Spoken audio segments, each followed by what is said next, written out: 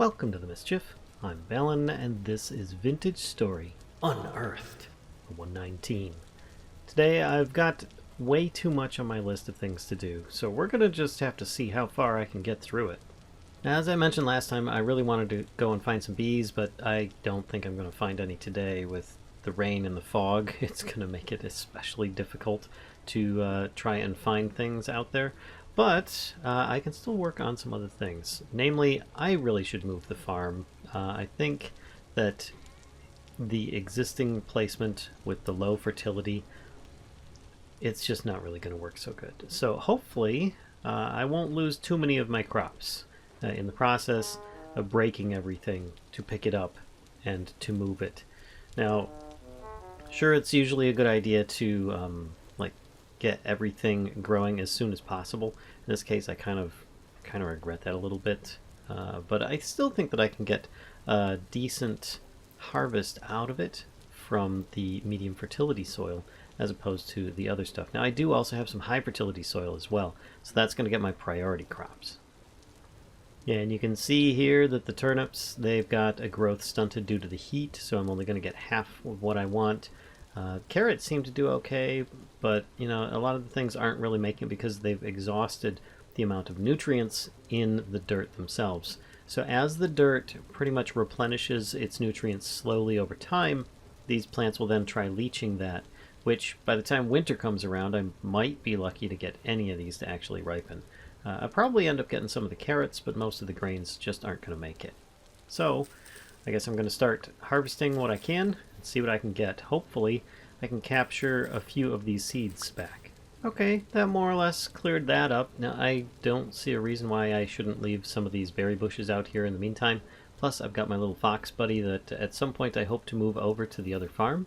But for now, I think this will do with what I've got. So here's something you might run into at some point. I've got a couple like turnips and carrots in here, so I'll just shift click these into the pot, and for some reason they didn't stack.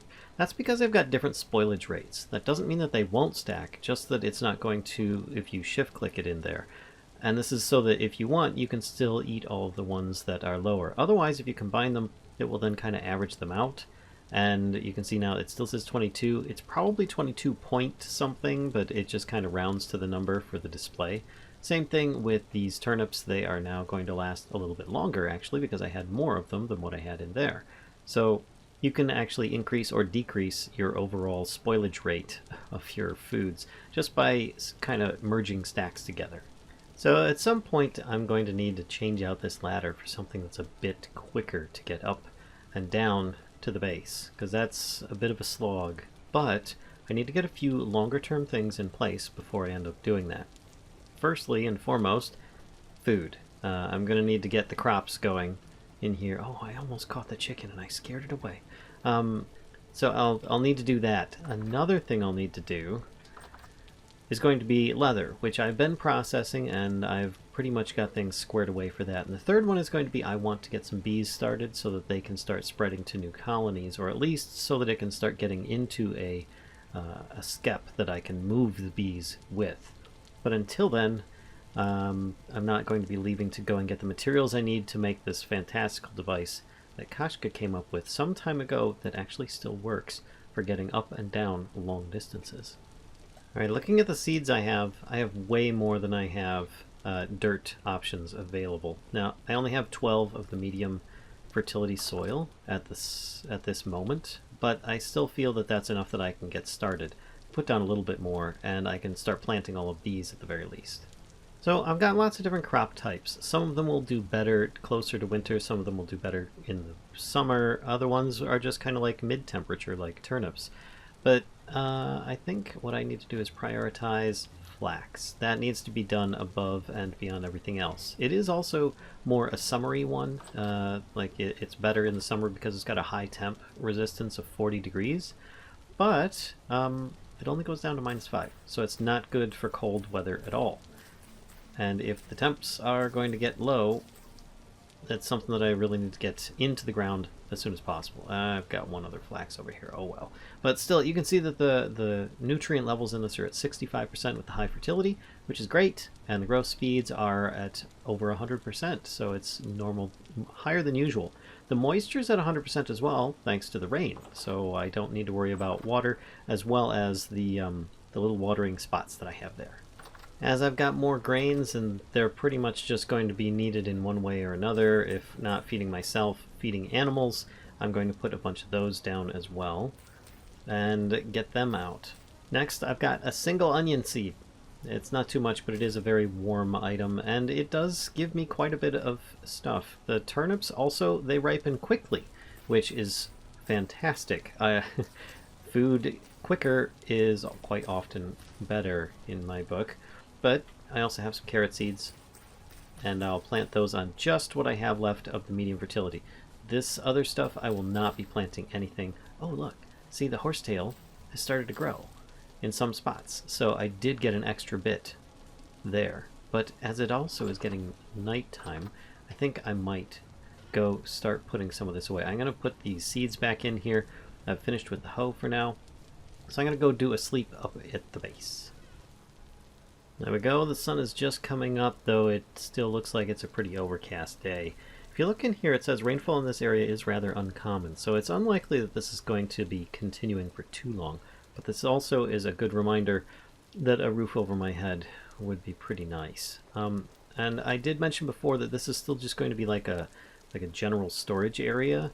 I was thinking I would have a cellar down here below, kind of where I already have one, like a single block cellar. I need to do better than that. But then I would build the house up on top so that I could have a view between these two little hills here. Or at least they're hills in comparison to where I'm at right now. But in the meantime, I will need a lot of stuff for that. So I think I need to start doing some preparation. Do I have many sticks? No. No, I don't. So I can still start doing this because I am talking about getting my bow. And this is going to be helpful for hunting, specifically in the colder months. But there's no point in not taking advantage of it while I still can, and that is putting out a bunch of these arrowheads, which do take quite a bit of effort to do, but honestly it's not too far off when you're smithing it, so it's pretty simple to make when you're doing these ones. Just break off the stuff around the arrowheads themselves and you get 6 of them, but you will need at least sticks. Feathers are also preferred because then you can start making them be a little bit more reliable of a tool. For example, if you look, because of the class that I'm playing, I can make crude arrows, which is just a flint arrowhead on a stick. And it has a penalty to the piercing damage that I might otherwise do. If I look at my bow, which I haven't finished quite making yet, now that I realize this, that's just the long bow stave. But when you look at this, it does 3.75 piercing damage. So with the type of arrows that I was looking at, crude arrow, those mean that I'm only doing 3 points of damage instead of 3.75 because of that. Now, it also has a chance of breaking 30% of the time. So about a third of the time you're going to lose one of those arrows. Now, the flint arrows are a little better that have feathers on them because they're going to have a lower percentage break. And they also do a little bit more damage. Then of course you can add in something like copper, which is going to have a much improved break chance percentage and no loss in damage. So it's a really good way to go. So what I usually do is make crude arrows or flint arrows to start, until later on maybe I can either buy or make my own metal arrows so that I can have things even more appropriate. Because once you start getting into some of the other ones, let's say tin bronze, you can see it gives an extra point of damage. So then you'd be doing 4.75 damage with that bow that I just showed you. And of course it has that reduced damage impact. But for now, you have to start at the beginning. There we go, I've got 24 of them, but I only have 5 sticks. So I don't think I want to use those yet until I get a little bit more on the stick front. So I'm going to take my shears with me while I go out exploring, and I'm also going to be looking for, well, just ways of chopping down some more trees, because I'm going to need some for building this house. I feel it's time that I start expanding it to at least have myself a roof that is going to consist of the floor above me. Anyway, you'll see once I start building it, but I would like to build with walnut for now. I almost forgot I need to actually make that longbow, so let's do that. I'm going to have plus 20% accuracy over some of the crude bows that you could potentially make, but I often will ignore in favor of using just spears. Oh, there's a big chunky tree. Okay, this one looks perfect for what I have in mind. So this is going to take me quite a while. Probably end up chopping through all of my my axes, and in fact, I don't even think I've got enough inventory space. I might actually have to put down a bunch of stuff in order to pick up the results that might fall, but let's get going on this. There we go. Oh my gosh, that's a lot of wood. Well, let's start picking it up and see what I can get out of this.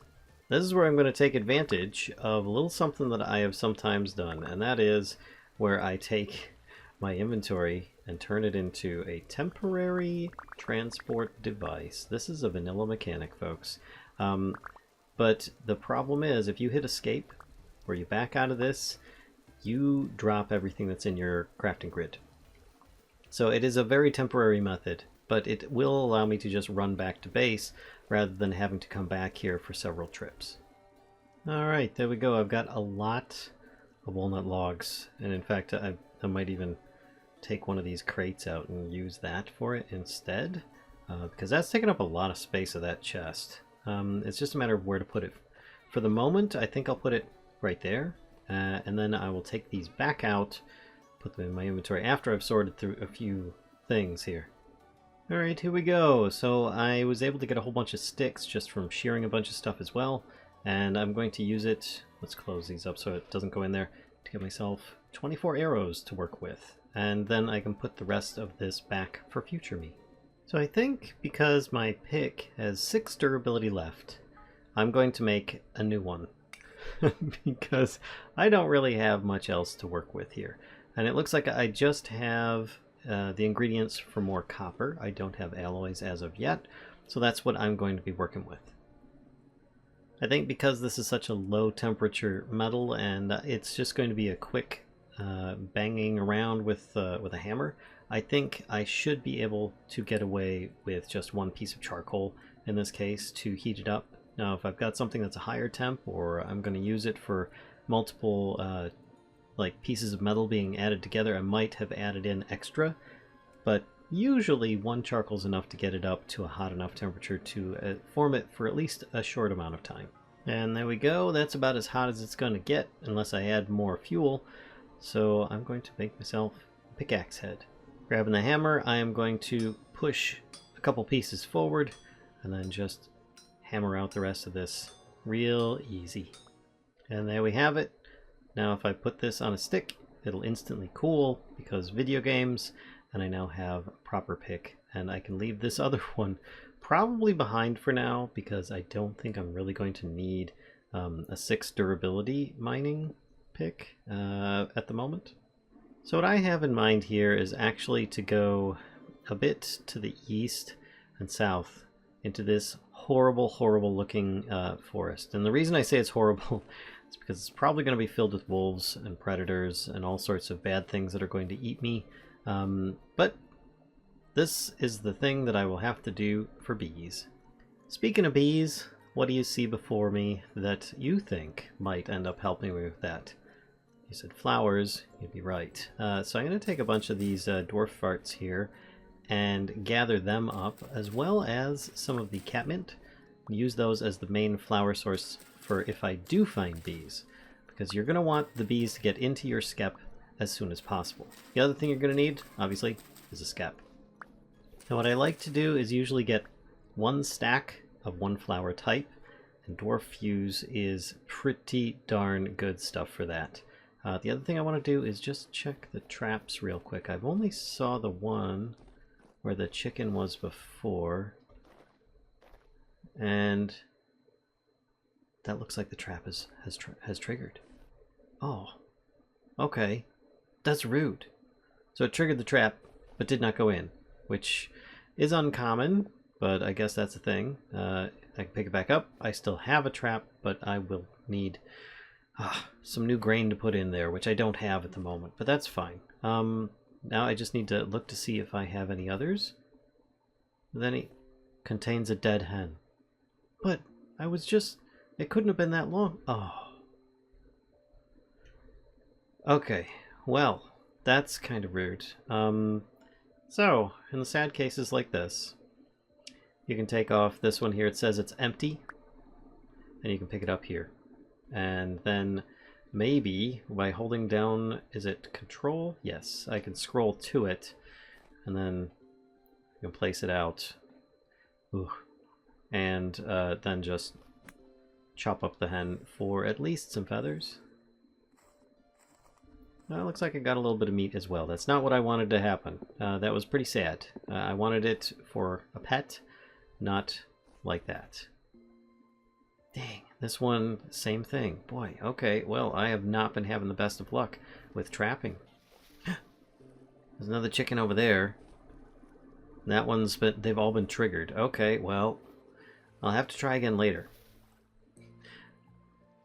Hopefully that chicken doesn't drown. Okay, well, it's still walking around. I just need to get some snacks in there. I don't think that it'll trigger at all unless I've got snacks in it. And I don't think that I have the right materials to do so, which I think involves some grains of some sort. So, I guess what I can do is put these down here for now, so that they're all right next to my farm. See if I can find myself a little bit of grain, and then maybe that chicken will go in there and I can just pop the chicken in to a different area. Here we go, we've got some rye. Looks like I got, oh, 9 pieces. That's fantastic. Okay, and that was a half a harvest as well. I will take that, because then I can use this to bait those new traps. The old traps, and hopefully get that chicken. And this time maybe I can get it? I don't know that I should bait the trap at the moment, because I am considering leaving the area, and I don't want to have the hens die in there that might be there while I'm gone. So I might wait till I get back before setting up that trap. So taking a bunch of cattails plus a little bit of clay, I can make a skep. Can't make many of them because I don't have much of the materials, but I only need 1 for now. 2 would be nice, but I think I'll be alright. And I slept through the night real quick because this spawned in right next to my base, which was not helpful. There was a bunch of dudes coming in trying to wreck things. But I'm also making myself a quick meal so that I can take this on the road.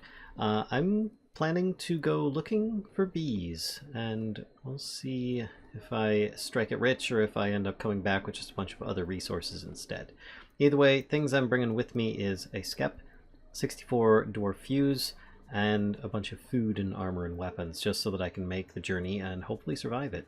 Alright, I'm on the outskirts of this massive forest. Looks like it gets somewhat sparse in here, but then it looks like it just gets denser and denser, and I want to actually stay in the forest while looking for bees. So what I'm going to need to do is change my settings. In this case, I'm going to need to go to the sound. I'm going to need to turn the music off. And you need to make sure your ambient sound level is up as high as you can. Your weather, you can turn it off as well if that'll help you. If it's raining, obviously that could be a problem. But otherwise, just make sure to turn your volume up. That's what I'm doing right now so that I can hear things a little easier. And then I just need to travel through and pay close attention to my surroundings. If I start hearing something that sounds like a soft buzz, which that was just me eating some berries, then I have a chance of finding the buzzy bees that I'm looking for. This is not the kind of forest that I think I'll find them in. Another thing to look for is usually rainfall in the area. If it says common, this is not a good place for it. So I'm going to have to keep on moving, and maybe I'll get lucky a little bit further south. Okay, in my travels, yes, there are still storms going on, but I have found some things of interest, one might say. Ooh, a bit darker than usual, but okay, I'm finding some good loot regardless, like this torch holder, torch holders, oh, and storage vessel filled with rot, human skulls, deformed human skulls. Wow, okay, I've never seen this stuff before, but this is great. I'm gonna have to take this back with me as well. Wall manacles? Oh. Children's toy. This is really, really morbid. Oof. Okay. Well, at least I found something useful in there. Yeesh. So I noticed I'm now in a common rainfall area, which does kind of help with finding bees. But more importantly, well, yeah, there's a deer, but I found meteoric iron as well, which I don't think I'd be able to harvest this, but it is definitely something worth saving later. Earth balls, chicken of the woods. There's a ton of mushrooms in this forest that I'm finding, though I have been pretty much filling myself on all the blueberries I've been eating, or finding rather. But it is another way that you could also just kind of forage for things, try and find yourself some goodies. Just be sure to check the tooltips when you're foraging for this stuff, because a lot of the mushrooms do have a possibility of removing hit points upon consumption. Some will kill you rather quickly as well, so just be aware of that. Even if you cook them, it doesn't matter. And IRL, do not do, because there's a lot of bad mushrooms out there. Uh-oh. That's a bear. That's a bear. Time to leave this area. Yeah, I was headed south, so I think that's what I'm going to do, but take a wide path around the bear. I've already had one run in, don't need another. That looks like a wolf to me. Alright, this should be interesting. Let's put our light source down and see if I can lure it out a little bit. Or it might not even know I'm here, and I can get a few cheeky shots in. Oh, it looks like that took it out. Okay, well. Yay for the bow. Coming a long distance so far. I'm not having as much luck as I would have hoped. I've come down through here, kind of snaked around, and have come up empty. But that doesn't mean that there aren't bees out here. It just means that I'm not finding the ones that might be here. And here's a rare find, Obsidian. So this is actually, of the nappable stones, the best kind that you can find. Now I only have flint otherwise, but I feel I might as well. Let's see if I can take another nappable stone to it. No, looks like I'm going to need to find another piece of obsidian around. But again, that does mean that there's more obsidian down below if I really want to mine it up.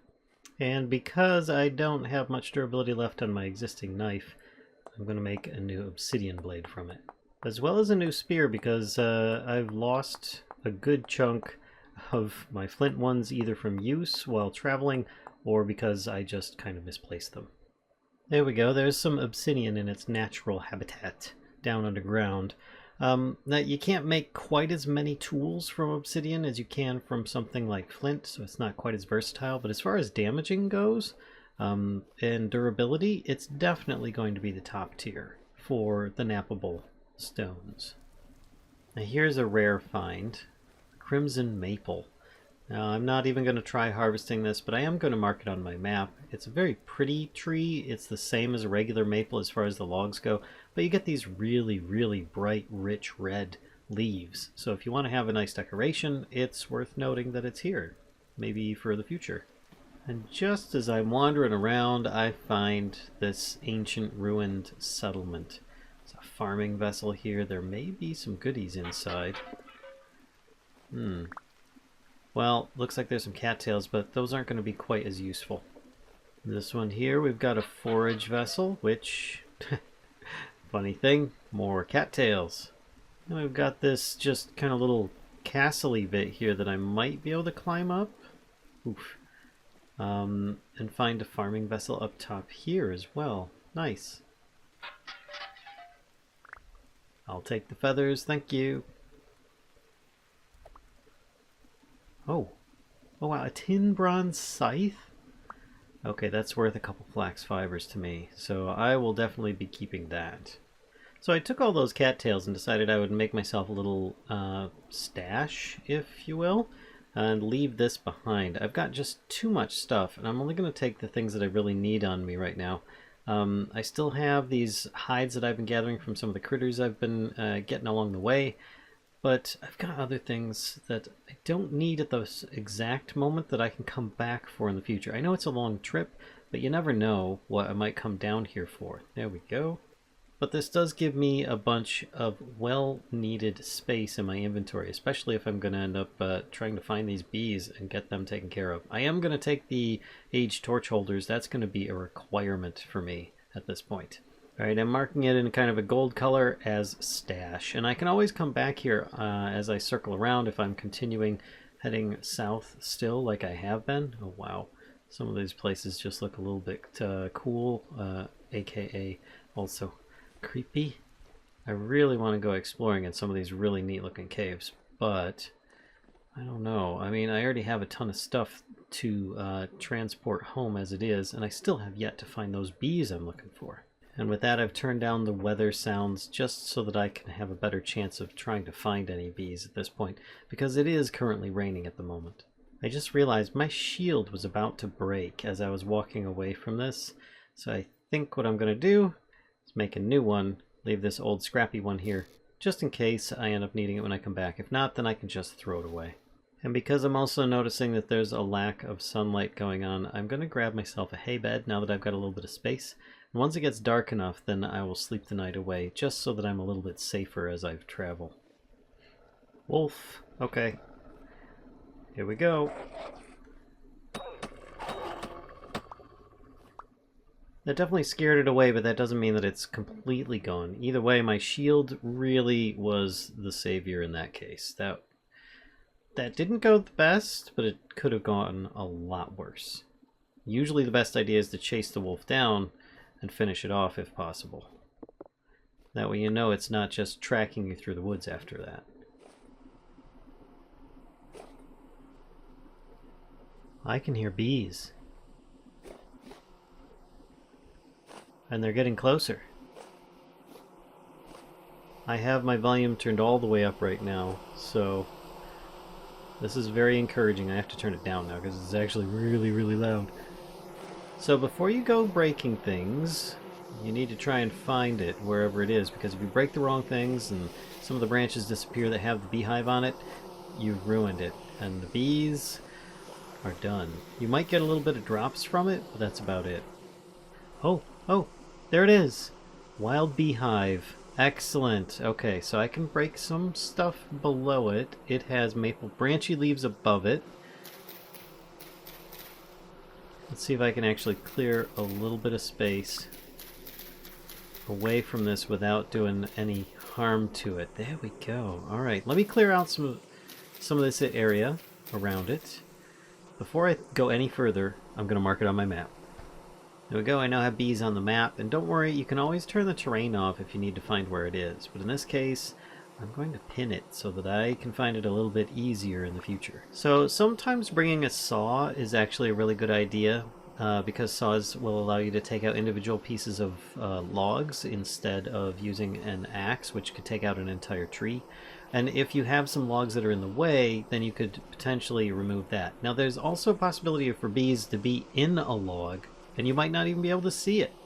So you just need to get as close as possible. In this case, I have what I need, and that is an empty skep. And I think what I'm going to do is try and put it up as high as I can, as close to it as I can. Can I put it here? No, the block's in the way. There we go. I'll put it one block below, and we'll see how it goes. Empty skep. And this says, nearby flowers, 1, population size, poor. Not to worry, that can be changed because I have brought a lot of flowers. The other thing is, I grabbed a bunch of that obsidian along the way, and I can actually start to dig up a little bit of dirt, or dig out a little bit of dirt, so that it is no longer in the way of what I am trying to accomplish. So I'm going to take some of the dirt that I was digging next to this and start expanding over here, so that I can put down flowers, of course. Now the other trick is to try and get as close to the hive as you can, as many flowers as you can. And yes, you can actually stack them in multiple layers. So feasibly, if I really wanted to, let's see, where are those flowers? There they are. I could put a flower down, and then I could put a dirt block above it, and then I could put flower on top of that. But in this case, I think that's a little bit overkill. I'm just going to have it all spread out in one small area around the base of it. And just because I've got some of this catmint nearby, and I've already placed down my stack of dwarf fart flowers, I am going to put down some catmint just to get those last few bits of space that I could possibly squeeze another one of these in here. There we go. Now, when you look at it, this is still going to say empty skep. This will eventually say, yep, the population size is already increased, but the nearby flowers it says is 5. Thing is, it takes some time for the bees to recognize the number of flowers nearby. It's not instantaneous. There are not constant updates. It's like every 5 or 10 minutes or something like that. So you're going to want to be patient and come back when it's ready. Now, in this case, it's fine. And I think I'm going to leave it here, and I'm going to head all the way back to base. Now, what I might do is actually, let's see how far I traveled. Whew! Quite a distance from here all the way back to here, which is where home is at the moment. So I might stop off at that stash, and then I might do a cheeky through the water swim instead, because it's a lot safer and probably a lot quicker because I don't have a lot of ups and downs. Instead, I can just swim along that path. So I'll see you guys back at base. And yes, horsetail counts as flower too, but honestly, I've got a much better use for that, and that's applying it to my wounds. Oh, actually, I decided I'd stick around a bit longer, and if you look here, it says nearby flowers 68. Large. Will swarm in less than a day. Oh. Maybe it's in my best interest to just kind of wander around here for a little bit, and then I can get the rest of this to take back with me, instead of heading all the way back. This is the benefit of having a massive amount of flowers nearby. There's another reason to stay nearby, because these guys could get to your bees, and I definitely don't want that to happen. So I think I definitely need to stay nearby. I don't want to lose this. Usually this is in a much more elevated position. Oh, it's populated. I'll be darned. You know what? I'm going to put down some more flowers that I don't need anymore, because I went and got a few more flowers. And I can just grab this and take it with me. And this should be safe then, but this one here is reachable by those little trash pandas there. So I am going to need to actually figure out my my inventory, because I have stuff that I cannot carry back with me now. So there we go. I think I'm going to ditch a couple sticks and my hay bed. I can always make a new one along the path. Take this off. Uh-oh. That leaves me with... not enough space. I might have to put that there temporarily while I pick this up and put it in my offhand and put it on my backpacks. Well, whatever you call this. I put it on on this bar here, which means that I'll have to get rid of a few things. And there you have it, another episode. I think I'm going to end here. It was a very, very long trek, and I still have a very, very long way to get back. But at least I now have the bees. Tune in next time, and I think I should be able to show you guys how to set it up. And then maybe we can start harvesting them as well over time. It will take a little bit of time, but I'd like to mass produce this so I've got a lot of the resources that they can produce. Anyway, if you enjoyed this, please be sure to give a like, comment, subscribe. Tune in on Twitch, where we stream regularly, including Vintage Story on another Let's Play series that I play there. If you'd like to see the VODs for this instead, you can always tune in to Mischief of Mice 2, my secondary YouTube channel. Till next time, folks, I'll see ya.